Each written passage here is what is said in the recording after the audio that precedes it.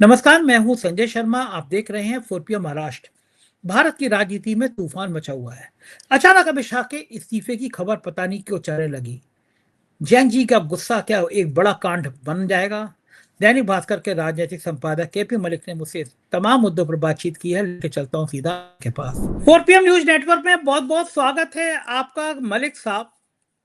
अभिनंदन आपका, बहुत सैल्यूट आपका। देखिए, मैं लखनऊ के दूसरे ऑफिस में हूँ। आज मैं लखनऊ में, कल दूसरे ऑफिस में था, आज दूसरे ऑफिस में हूँ। लखनऊ में मेरे दो ऑफिस हैं, दोनों ऑफिसों से मैं शो कर ले रहा हूँ, जिससे आप ये ना कहें कि मैं मुंबई से ही शो करता हूँ। नहीं, बहुत बहुत धन्यवाद संजय जी। और आप लखनऊ में हैं, ये लखनऊ वासियों के लिए जो है बड़ी शुभ सूचना है। कई लोगों को चाय आपने पिलाई होगी, कई लोगों की चाय पी होगी। और शर्ट हाँ, का कल तो से, जवाब रहता है। कल रात के शर्ट 2 का तो बज गए जवाब मेरे को आपका लोगों से रहता है। मिलते हुए। 2 बजे छूटा, और कल का शो जो हो, परसों का शो जो है, वो आपका ऑस्ट्रेलिया से करूंगा। ऑस्ट्रेलिया से भी बहुत सारे भाई बंधुओं के, मेरे दोस्तों के मैसेज आए हैं, और नीचे नंबर है, फ्लैश हो रहा है। ऑस्ट्रेलिया में जो जो भारत के लोग रहते हों, मैं मिलने आ रहा हूँ आप लोगों से। जहाँ जहाँ प्रधानमंत्री जी से जो जो लोग मिले हैं, वो जरूर मिलिएगा मुझसे। मैं जानना चाहूंगा कि हमारे मोदी जी ने क्या क्या बढ़िया बढ़िया बातें करी हैं ऑस्ट्रेलिया में। अच्छा लगेगा ऑस्ट्रेलिया के लोगों से मुंह से सुनना। आपका तो कुछ संदेशा नहीं देना है मलिक साहब, लोग ऑस्ट्रेलिया में आपको भी बहुत सुनते हैं। नहीं, नहीं, ऑस्ट्रेलिया में हमारे भी परिचित लोग हैं, हम उनको मैसेज दे देंगे कि भाई संजय जी से अगर मिलना चाहे वो मिले।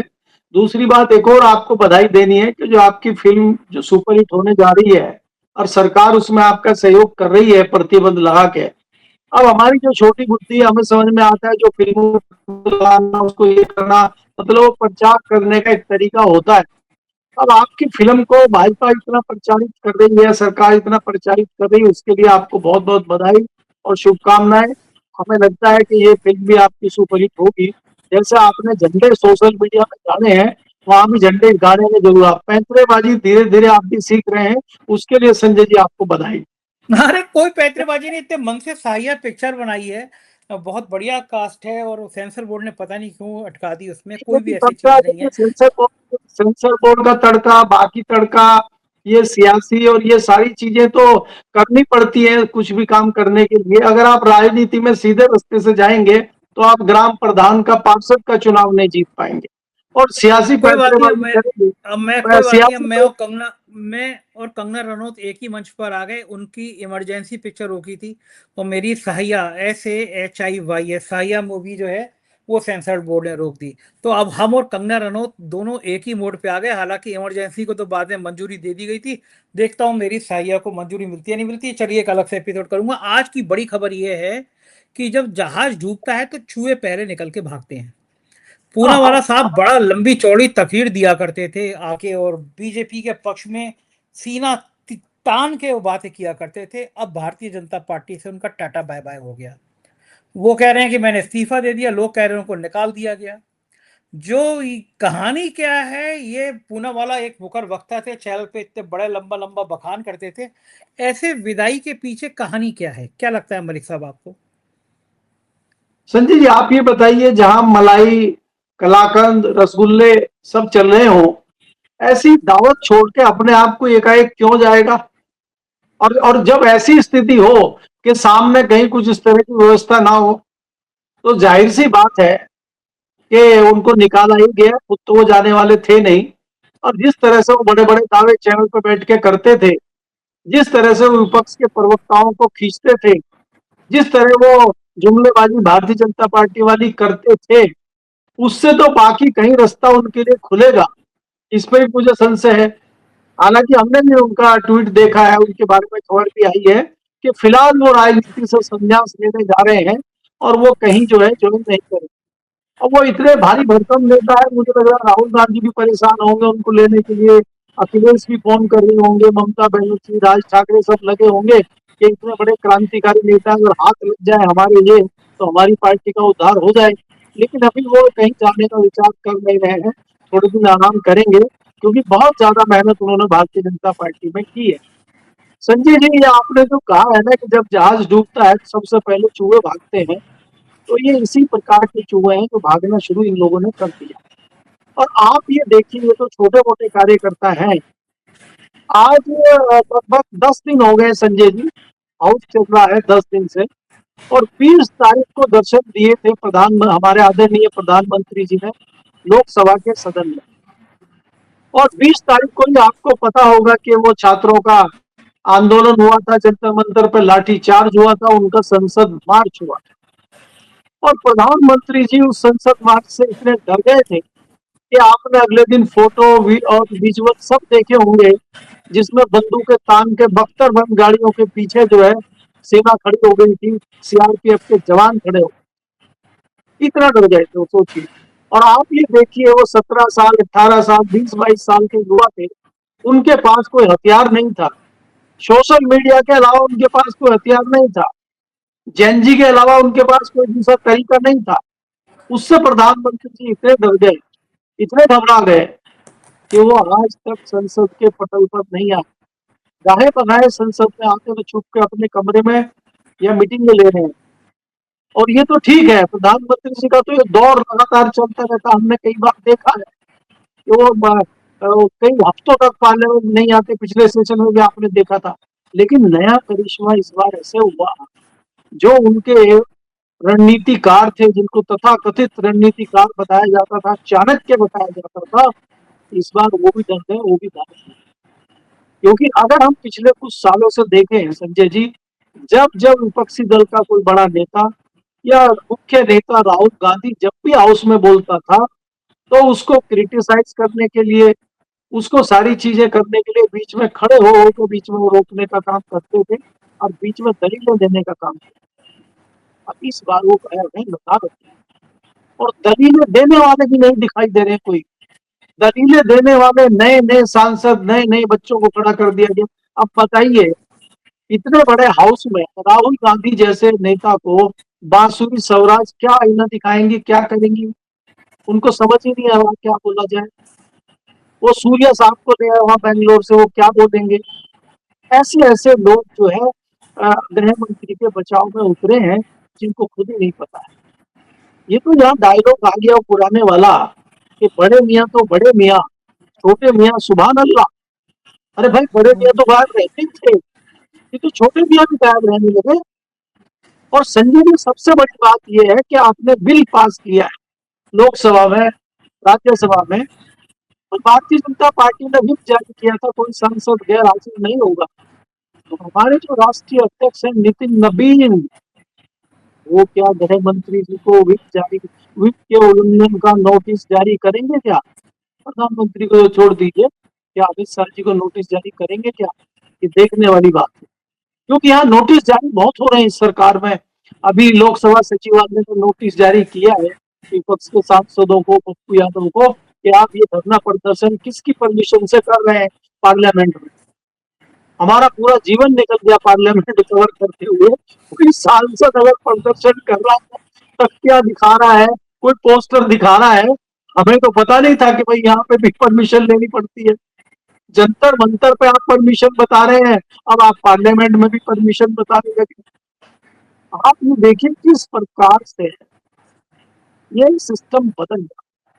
लोकसभा सचिवालय का सिस्टम जो है एकाएक जागृत हो गया।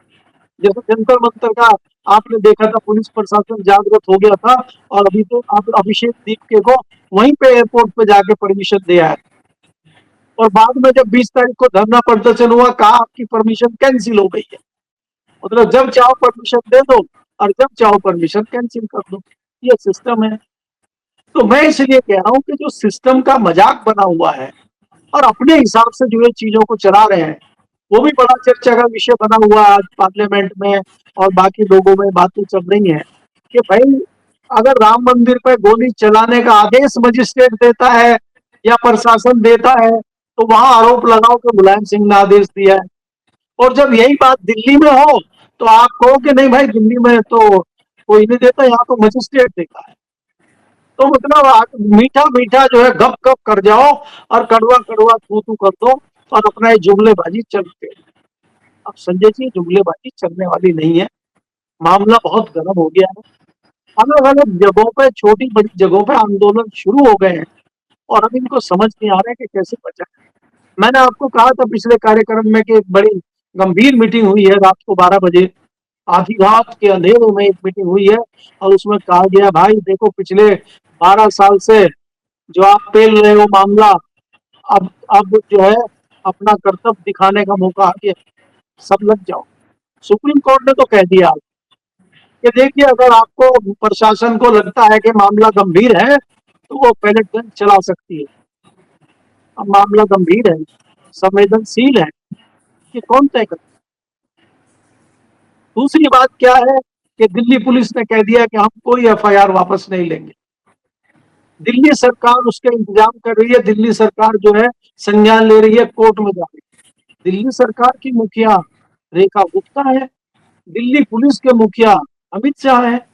अरे भाई, जब दिल्ली सरकार ने कोई गलती करी नहीं है तो वो काहे कोर्ट में जा रही है? ये क्या चल रहा है संजय जी? ये दर्शकों से पूछिए आपके भाई, ये हमारी समझ में भी नहीं आ रहा है मामला। ये लेफ्टिनेंट गवर्नर का मामला है, ये मुख्यमंत्री का मामला है, ये गृह मंत्री का मामला है, प्रधानमंत्री जी का तो मामला है नहीं है, तो उनको तो आना चाहिए, वो तो हाउस में आए। वो क्या नहीं है, वो भी जंजी बन रहे हैं आजकल, जंजी की तरह वीडियो बना बना के रात को डाल रहे हैं। रातों को नींद नहीं आ रही है, रात को नींद में उठते हैं और मोबाइल फोन सामने रख के वो बनाने लगते हैं अपने वीडियो। और मित्रों बोलते थे, मित्रों बोलते हैं, वो भी फ्रेंड्स कह रहे हैं। मतलब वो गूंज रही है, जैन जी की जो आवाजें हैं वो इनके खाते में गूंज रही। और संजय जी, एक चीज और नहीं बताता हूँ आपको, जो टेक्निकल है, हम लोग कई बार उस पर ध्यान नहीं देते हैं। ये जो जुमलेबाजी चल रही है पिछले कई सारे दिन से, किसने आदेश दिया, किसने आदेश दिया, ये आदेश रिकॉर्ड है, अगर आप चाहे निकाल सकते हैं। आपको एक उदाहरण देता हूँ। जब पाकिस्तान में वो जो टेररिस्ट थे अपने बड़े वाले, जिनका अमेरिका ने ये किया था, उनको मारा था और लाइव ओसामा देख बिन रहे थे। लादेन, ओसामा बिन वहां लादेन। लादेन को जब मारा था तो लादेन का सारा मामला लाइव चल रहा था, और वहां प्रशासन के लोग बैठे हुए थे, और आप वहां के अमेरिका के राष्ट्रपति वो भी बैठे हुए थे। तो ये जो जंतर मंतर पर धरना चल रहा था, कई सारे अधिकारी, कई सारे जो लोग थे जंतर मंतर पे जो कंट्रोल कर रहे थे, पुलिस के लोग थे, पुलिस के अधिकारी थे, उन्होंने चश्मे पहने हुए थे, और उन चश्मों में कैमरे लगे रहते हैं, और वो फुटेज सीधी लाइव होती है कंट्रोल रूम को। अब कंट्रोल रूम में दिल्ली पुलिस के कमिश्नर भी देख सकते हैं, वो कमिश्नर के ऊपर जो क्रांतिकारी वाले होते हैं वो भी देख सकते हैं, और जो चाहे वो सब देख सकते हैं। तो आदेश ऐसी परिस्थितियों में कहां से आया होगा, किसने दिया होगा, तो वो निकालने में मुझे नहीं लगता कोई देर लगेगी, अगर टेक्निकल आदमी चाहे। क्योंकि इसको कोई सवाल ये कह सकता है, अरे भाई वहां तो नेट था ही नहीं, वहां तो नेट बंद कर दिया गया था। तो वो जो सिस्टम चलता है वो सैटेलाइट के थ्रू चलता है, नेट पाकिस्तान में भी नहीं था उस टाइम। तो इसलिए मैं ये कह रहा हूँ, ये सारी चीजें रिकॉर्ड पे है, लेकिन अब ये रणनीति अपनाई जा रही है, इसीलिए हाउस को जल्दी जल्दी अर्जेंट किया जा रहा है कि भाई कोई रास्ता निकल जाए, टाइम बढ़ाओ थोड़ा। अब इनको टाइम चाहिए नया फैसला करने के लिए, तो उस फैसले पे ये चल रहा है जी। मलिक साहब, एक बड़ी सनसनीखेज खबर मुझे नागपुर से मिली है। हालांकि मुझे यकीन नहीं हो रहा इस खबर पे, खुद भी ऐसा हो सकता है, लेकिन संघ के शीर्ष के कुछ लोग विचार कर रहे हैं, ऐसा मुझे बताया गया कि जैन जी में बहुत गुस्सा है।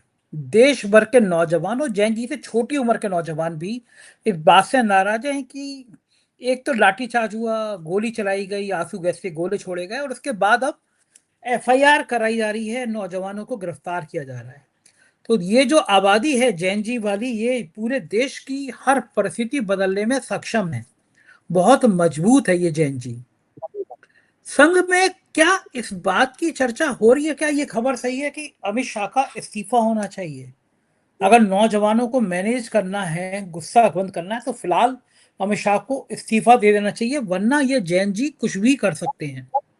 क्या इसीलिए अमित शाह गायब हो गए हैं, इसीलिए अमित शाह पार्लियामेंट में नहीं आ रहे? बहुत बड़ी खबर है ये, और मैं खुद कह रहा हूं कि मैंने को केवल फोन पे बताई गई है, मुझे यकीन नहीं हो रहा है कि ऐसा भी हो सकता है। अमित शाह प्रधानमंत्री पद के दावेदार हैं, दावेदार के सबसे मजबूत दावेदार हैं। जब मोदी जी रिटायर होंगे तो मेरे ख्याल से अमित शाह ही बनेंगे। लेकिन संघ की लड़ाई मोदी से छुपी नहीं है, अमित शाह से भी छुपी नहीं है। अमित शाह के संघ के क्या मतभेद हैं ये भी सबको पता है। क्या ऐसी परिस्थिति में ये चर्चा होना भी खतरनाक है? मैं ये कह बिल्कुल नहीं कह रहा इस्तीफा हो जाएगा, इस्तीफा दे देंगे हमेशा ऐसा होगा, लेकिन ये अगर चर्चा हो रही है तो ये चर्चा होना भी बहुत बड़ी बात है कि अमित शाह का इस्तीफा हो सकता है, इसलिए अमित शाह हाउस में नहीं आ रहे हैं। पहली बार ऐसा हो रहा है, गायब हो गए हैं दोनों। क्या लग रहा है आपका, क्या संभव है ये सब भी हो जाए? संजय जी, मुझे इसमें कोई आश्चर्य वाली बात नहीं दिखाई देती है, और इस बात में मैं मानता हूं कि सच्चाई है, क्योंकि मैं तो बहुत दिन से लगातार आपको कहता हूं कि भारतीय जनता पार्टी के अंदर ऐसे सांसदों की कमी नहीं है जो भयंकर नाराज हैं लेकिन वो कुछ कर नहीं पा रहे हैं, और संघ में भी बहुत सारे लोग हैं जो इनको पसंद नहीं कर रहे हैं, क्योंकि दो के अलावा गिनती तीसरे पे जाती नहीं। दूसरी बात यह है कि तथ्य ना आपके पास कुछ है ना मेरे पास, लेकिन हमारे पास उदाहरण। मैं आपके चैनल पे बाकी जगहों पे कितने दिन से कह रहा हूं कि दिल्ली और यूपी के बीच में जबरदस्त तलखी है, और उस तलखी का जो प्रमाण आया है वो 2024 के लोकसभा चुनाव में परिणाम आ गया है। अब आप ये देखिए, वो जो परिणाम आया है वो सबसे बड़ा प्रमाण है इस चीज का कि तलखी है। लेकिन वो तलखी ना अंधभक्तों को दिख रही है, ना तलखी बाकी लोगों को दिख रही है, क्योंकि वो साफ साफ तो नजर आ नहीं रही है कहीं। लेकिन हाँ, हम जैसे आप जैसे जो थोड़े बहुत समझदार लोग हैं, विश्लेषण करते हैं राजनीति पे, चीजों पे, उनको तो समझ में आ रहा है। भाई आप ये देखिए कि एक जिले में प्रधानमंत्री की रैली होती है और वहां 10,000 लोग आते हैं, और अगले दिन एक विशेष जाति का प्रदर्शन होता है, उसमें 70,000 से 80,000 लोग आ जाते हैं, और आचार संहिता लगी हुई है। तो इसके क्या मायने निकाले जाए? आप ये देखिए संजय जी कि ये जो मामला है, इसमें कई सारे ऐसे भारतीय जनता पार्टी से जुड़े हुए पुराने लोग, चाहे वो भारती हो, चाहे वो आपके गोविंदाचार्य हो, चाहे वसुंधरा राजे हो, चाहे संजय जोशी हो, चाहे मुरली मनोहर जोशी हो, इस प्रकार की एक लंबी फेहरिस्त है, लंबी सूची है। और ये उस तरह के लोग हैं जो भारतीय जनता पार्टी को, संघ को बहुत अच्छे से समझते हैं, जानते हैं। और आपको ये भी पता है कि हम इनके टच में रहते हैं। विनय कटियार जी से आप पूछ लीजिए, बात कर लीजिए, फोन पे करेंगे, लाइव रिकॉर्डिंग में करेंगे तो बात दूसरी होगी, लेकिन अगर आप निजी तौर पर बात करेंगे तो विनय कटियार जी कैसी मालाएं की जब रहे होंगे आपको पता है। तो मेरा कहने का मतलब है कि इसमें 100% सच्चाई है। वो भी कहीं ना कहीं इनसे त्रस्त है, लेकिन वो अभी इसलिए कुछ नहीं कर सकते कि उनको जो चाहिए था इन्होंने दिया, और उनके ऊपर ये हावी होकर बैठे। लेकिन अब पानी जो है नाक से ऊपर चला गया, और अब ये डिमांड जो है शुरू हो गई है कि इनको हटाए बिना काम नहीं चलेगा। पहले तो आप देख रहे थे ना कि धर्मेंद्र प्रधान के ही इस्तीफे पे ये हो रहा था कि बिल्कुल इस्तीफा नहीं होगा, और बाद में संघ ने और भारतीय जनता पार्टी के लोगों ने मिलकर कहा कि अगर इसका इस्तीफा नहीं होगा तो पूरा इस्तीफा हो जाएगा पार्टी का, सरकार का। मामला यहाँ पे कम गया आके, ये जन जी मानेंगे नहीं। तो अब ये आप देखिए कि दीपके ने भी कहा है कि जिस प्रकार से वादा खिलाफी सरकार कर रही है, या सीजेपी के दूसरे जो लोग हैं वो भी कह रहे हैं कि सरकार जिस तरह से वादा खिलाफी कर रही है, तो अब हम जो है इस्तीफा सीधा मोदी जी का ही मांगे। तो अगला आंदोलन अगर जैन जी का, संजय जी, होता है तो फिर वो आंदोलन टॉप के लिए ही होगा। वो आंदोलन इसलिए नहीं होगा, इसी बात पे गंभीर विचार संघ भी कर रहा है, और बाकी इनके संगठन भी कर रहे हैं। भारतीय जनता पार्टी के लोग समय समय पे बोलते हैं, लेकिन फ्रंट पे आके बोलने की किसी की हिम्मत नहीं। आप सुनते हैं हमारे सुब्रमण्य स्वामी जी लगातार बोलते रहते हैं चीजें, हालांकि थोड़े दिन से उनकी भी आवाज कम आ रही है, उनकी आवाज को भी थोड़ा माइक बंद कर दिया गया है उनका। तो वो सिलसिला जारी है। दूसरी चीज क्या है ना, इनके यहाँ दूसरे तरीके से आवाजें बंद की जाती हैं, बहुत सारे लोगों की आवाजें बंद। अब मीडिया एकाएक चीजें दिखा रहा है। ये आज की डेट में जो बात है, अभी तक फिलहाल तक जो बात है, बात ये है कि अमित शाह को कैसे सिक्योर किया जाए, इस पर अलग अलग क्षेत्र के अलग अलग लोग लगे हुए हैं। कहाँ तक कंट्रोल हो पाता है वो बात देखने की, क्योंकि कंट्रोल करने के लिए भी 10 दिन लगाए थे धर्मेंद्र प्रधान के लिए, लेकिन कंट्रोल नहीं हो पाया। तो अब सवाल ये है कि क्या जिस प्रकार से विपक्ष और जैनजी मांगना शुरू कर दिए हैं इस्तीफा अमित शाह का, क्या अमित शाह को बचाया जा सकता है? और अमित शाह को अगर नहीं बचाया जा सकता और एक बड़ा पिलर गिरता है, तो दूसरे पिलर में भूकंप आना तय है। और भूकंप आया तो फिर तो आप जानते हैं, फिर तो स्वाहा हो जाएगा सब। क्योंकि अभी तो एक बड़ा मामला अटका हुआ है ना उधर चंपत राय जी का। चंपत राय जी भी तो बिलबिलाए बैठे हैं ना, वो भी तो उधर से कुछ चाह रहे हैं हाँ, पूरा मामला। आरएसएस जो है वो चाहता है कि इस मामले की लीपापोती ऐसे हो जाए कि चंपत राय पे और नृपेंद्र मिश्रा पर आंच ना आए। और क्या आपको लगता है कि ये मामला मैनेज हो जाएगा? लेकिन पार्लियामेंट में जिस तरह से प्रदर्शन हो रहा है, आज भी संसद में चंदा चोर गद्दी छोड़ और चंदा चोरों का पेटी लेके समाजवादी पार्टी, आम आदमी पार्टी और खासतौर से अखिलेश यादव और संजय सिंह जितना मुखर हैं, उससे ये राम मंदिर का चंदा चोरी वाला मामला निपटता हुआ नजर नहीं आ रहा। और जितना ये मामला तूल पकड़ेगा, मुझे लगता है उतनी ही सरकार की परेशानियां बढ़ती चली जाएंगी। क्या लग रहा है कि अगर ये राम मंदिर की चंदा चोरी ऐसी चर्चा में रही मलिक साहब, तो भारतीय जनता पार्टी क्या मुंह दिखाने लायक रहेगी? और आप क्या मानते हैं कि ये 12 सालों का सबसे बड़ा संकट है? मोदी जी इतनी असहज, इतनी ज्यादा परेशानी भरे हालात में नहीं रहे। 12 सालों के अंदर पार्टी के भीतर भी असंतोष बढ़ने की खबरें आ रही हैं, लोगों की नाराजगी बढ़ने की खबरें आ रही हैं। तो लगता है आपको चंदा चोरी मामला, जैन जी का मामला, ये सारे मामले इस तरह विश्व गुरु के इर्द गिर्द लिपट गए हैं, आसपास मंडरा गए हैं कि अब चाणक्य की नंबर 1 और नंबर 2 की जोड़ी कुछ कर पाने की स्थिति में नहीं है? अगर यही मुद्दा बढ़ता रहा तो क्या रूप ले लेगा मलिक साहब, क्या लगता है आपको? सचिन जी देखिए, ऐसा है कि अब जो दूसरे मुद्दे थे, चाहे वो करप्शन के मुद्दे हों, चाहे वो किसान के मुद्दे हों, चाहे वो परीक्षा लीक के मामले हों, चाहे रोजगार के मामले हों, सब मुद्दे गौण हो चुके हैं। ये जो राम मंदिर चोरी का मुद्दा है, और इसको जो जो चिंगारी निकल रही थी और उसको आग में तब्दील किया है नपेंद्र मिश्रा जी ने डकैती बता के, वो मामला बहुत बड़ा बन गया है। और वो ऐसा बन गया है कि जिस राम मुद्दे के चक्कर में भारतीय जनता पार्टी पिछले 3 दशकों से, 3.5 दशकों से राजनीति कर रही थी और फर्श से अर्श पे पहुंची थी, आज भारतीय जनता पार्टी के लिए वही राम मंदिर गले की हड्डी बन गई। संजय जी, बाकी मुद्दों पे अंधभक्त जो है वो कुछ नहीं मानेंगे। आप भ्रष्टाचार कहिए, मोदी जी को कुछ चोर कहिए, चंदा चोर कहिए, अमित शाह को कुछ भी आप कहिए, वो कुछ नहीं मानेंगे अंधभक्त। लेकिन अंधभक्त इस बात को मानेंगे कि भगवान राम सबकी आस्था के पुरुषोत्तम राम है, और मोदी जी ने उनका मंदिर बनवाया, मोदी जी ने उनको आदर के साथ अंदर बिठाया, वो शंकराचार्य को, बाकी साधु संतों को नहीं आने दिया, वो भी वो सहन करते। लेकिन उसी मंदिर में चोरी हो, बड़े पैमाने पर चोरी हो, तो अंध भक्तों को भी अपनी भक्ति पर शक होने लगता है। तो ये जो मुद्दा है भारतीय जनता पार्टी के लिए, मुझे ये लगता है कि सबसे बड़ा मुद्दा यही बनेगा, और भारतीय जनता पार्टी का जो ताबूत होगा उसमें आखिरी कील राम मंदिर वाली ही होगी। तो ये मुद्दा सबसे बड़ा मुद्दा बनने जा रहा है, और विदाई समारोह इस मुद्दे से ही होगा। भले ही राहुल गांधी कुछ भी कहते रहे, भले ही जैन जी कुछ भी करते रहे, हाँ प्रभावी रहेंगे वो मुद्दे, लेकिन सबसे बड़ा मुद्दा आखिर में यही बन के उभरेगा। क्योंकि भारत में सारी चीजें चलती हैं, करप्शन चलता है, हम तो हत्यारे को भी माफ कर देते हैं, फलाने को भी हम सब कर देते हैं, लेकिन हमारी आस्था से कोई खिलवाड़ करे और इसमें जबड़ेबाजी करे, तो भारत के लोग इसको नहीं सहन करते, क्योंकि ये आस्था का प्रश्न है। भाई एक आदमी करप्शन कर रहा है, हम तो ये मान के चल लेते हैं करप्शन कर रहा है, ठीक है, भुगतेगा पाप के। और यहाँ आप हमारी आस्था पे जो है डकैती डाल रहे हैं, हमें ही आप बेवकूफ बना रहे हैं, तो इस पे लोग पीछे नहीं हटेंगे।